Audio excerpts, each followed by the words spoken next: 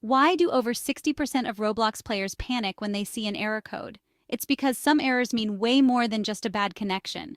Let's break down which ones you should really watch out for. First up, let's talk about the common errors.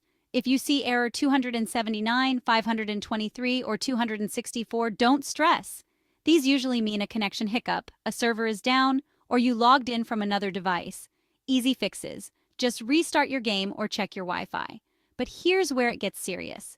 Error 267. That means you've been kicked, possibly for breaking the rules, using scripts, or exploiting the game. This one can get you banned, and that's not a quick fix. Then there are errors like 500, 503, and 524. These signal massive server problems on Roblox's end. You can't do much here. Just wait it out, and beware of strange, creepy codes and Roblox myths, often tied to hacking or scams.